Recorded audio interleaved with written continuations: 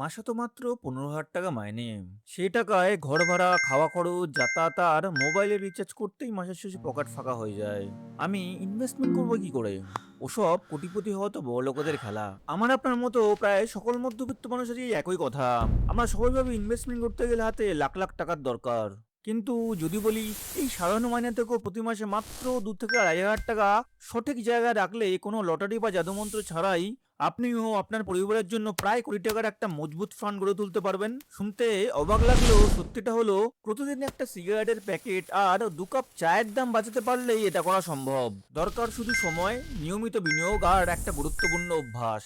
আমার এক বন্ধু নাম আরিয়ান, কলকাতায় একটা মাঝারি কোম্পানিতে চাকরি করে, মাইনে প্রায় 15,000 টাকার আশেপাশে। তার মনেও একই প্রশ্ন জেগেছিল, 15,000 টাকা থেকে 2,500 টাকা আলাদা করা। বলা হয়তো খুবই সহজ, কিন্তু বাস্তবে সহজ ছিল না। বাড়ি ভাড়া, মায়ের ওষুধ, মাসিক খাওয়া খরচ, বন্ধুর বিয়ে, ইএমআই সব মিলিয়ে প্রায় 17% বাঁচানো আরিয়ানের কাছে প্রথমে অসম্ভব মনে হয়েছিল। আর এই অসম্ভব মনে হওয়াটাই সবচেয়ে বড় ফাঁদ। কারণ এই এক অনুভূতির জন্যই বেশিরভাগ মানুষ কোনোদিন শুরুই করতে পারেন না। তারা ভাবেন যেদিন মাইনে বাড়বে সেদিনকে শুরু করব, কিন্তু মাইনে বাড়লেও খরচ বাড়তে থাকে। আর শুরু করব কথাটা বছরের পর বছর শুধু পিছিয়েই যায়। আরিয়ান প্রথম যে কাজটা করলো সেটা হলো 50-30-20 রুল মেনে 15,000 টাকা 3 ভাগে ভাগ করার চেষ্টা করলো। প্রয়োজন, ইচ্ছা আর ভবিষ্যৎ। 15,000 টাকার মধ্যে যতটা সম্ভব প্রয়োজনীয় খরচ সামলে প্রায় 2,500 থেকে 3,000 টাকা ভবিষ্যতের জন্য আলাদা করলো। কিন্তু ওই 2,500 টাকা 25 বছরে কত হতে পারে? এবার আসল জাদুটা শুরু হয় এখানে।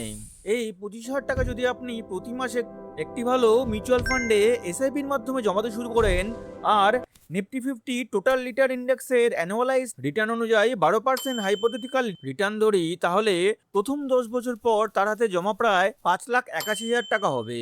কিন্তু কোটিপতি হওয়ার ধারে কাছেও না। আর 25 বছর পর প্রায় 47,44,000 টাকা। কোটি তো দূরের কথা, অর্ধেকও নয়।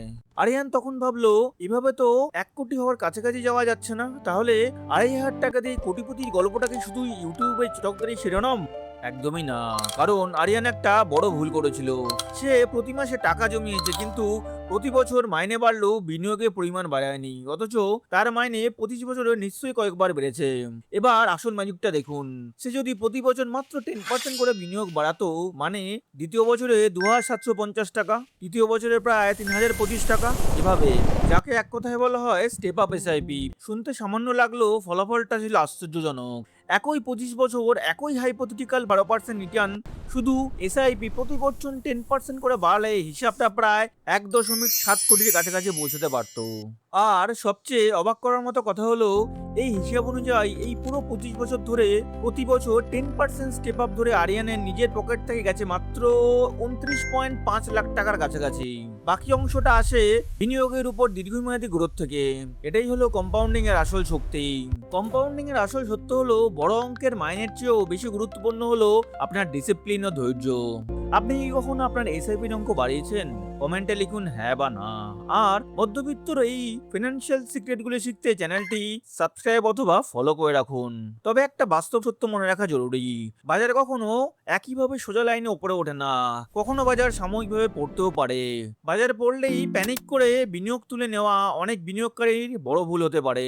কিন্তু এখানেই গল্প শেষ নয়। এবার আসি সেই সত্যিটা যেটা বেশিরভাগ ফিনান্সিয়াল ইনফ্লুয়েন্সার তাদের ভিডিওতে বলে না।